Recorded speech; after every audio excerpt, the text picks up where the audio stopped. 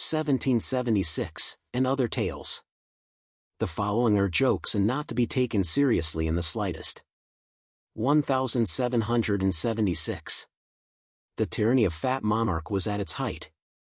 We needed to do something, but what?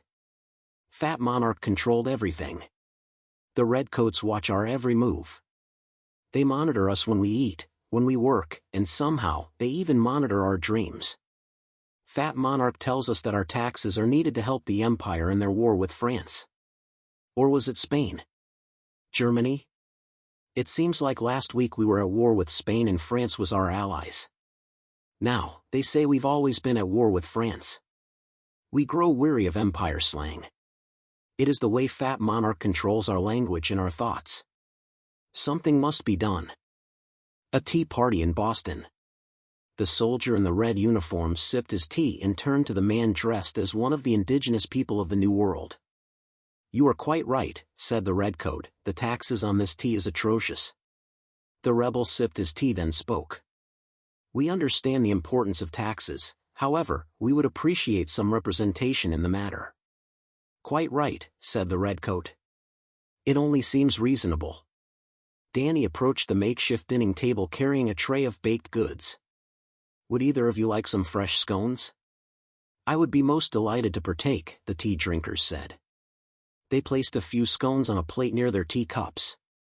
"Unfortunately," said the redcoat, "King George will not see it that way." The rebel took a moment to chew then swallow a piece of scone. He washed it down with some tea. "That is most unsettling. I am afraid we might have to do something drastic in response. I am afraid that King George will not be pleased with this little tea party as well." The rebel commented on how delicious the scone was before saying, "Is it because of our plan to ruin all the tea by dumping it into the harbor?" "No, no, dear boy," said the redcoat. "He will be mad that he wasn't invited. He so does love his tea time." The rebel took a final sip of his tea, placed the cup on the saucer with a clink, and dabbed his chin with a napkin. "Then I guess this means war. I am afraid it is unavoidable, old chap." A few years after the Boston Tea Party. "Charge!" yelled George Washington. The American army yelled a battle cry as they surged towards the British army, who likewise yelled a fearsome battle cry. The two forces collided and began smacking each other with pillows. Danny, Sally, Brain, and I watched from a nearby spot. "Congratulations," I said to Danny, "your sit-down tea party idea changed history. Now, the American Revolution will be fought with pillows." Brain rubbed his chin. "I suppose that can be considered a win." "Incoming," someone shouted. A sound like an incoming missile sliced through the air. Soldiers on both sides scattered. Splush! A volley of water balloons struck the battlefield. "And apparently water balloons," I added. Born leader. This is Sally Pine reporting from the inauguration of George Washington, who will be the first president of the United States. George Washington and a few other people approached the horde of reporters, and the crowd of people. "Mr. President," said Sally, sticking a microphone in his face, "now that you are president, everyone wants to know, did you cut down that cherry tree?" "That is an excellent question, Miss Pine," said Washington. "In order to properly respond to such a question, we must first form a task force to investigate the alleged scene.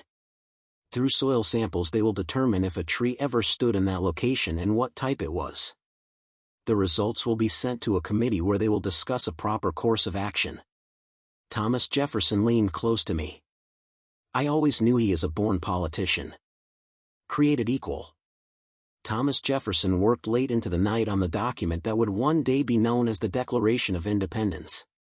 "And we hold these truths to be self-evident that all men are." Ahem. Jefferson turned to see Sally standing near the door with her arms crossed. She tapped her foot and shot him the look. Jefferson swallowed and returned to the document. "That all people are." Ahem. Jefferson faced the window. A gray alien tapped his foot and gave Jefferson an alien version of the look. Jefferson crossed off the latest writing and added, "That all sentient creatures are created equal." The midnight text of Paul Revere. Paul Revere took note of the signal light from the old church. Now we know the plans of the British Army. Let us ride and warn the people. He urged his horse onward, but it wouldn't move. He tried again. Still nothing. Come on, horse. We have to go. The horse snorted at him. Now what do I do? I might have an idea. I held up a cell phone. Meanwhile, in the next town, the governor woke to the sounds of his phone buzzing. He grumbled, "This better be important," as he reached for the phone. His eyes and brow squinted into a confused look. What on earth does TBRC explosion frowning face mean? In the next town, the British Army slowly approached, half hidden in the shadows. The leading officer smiled as he saw the town active with people glued to their cell phones playing T-Dump. This is going to be easier than we thought. He turned to his troops to find them all on their cell phones.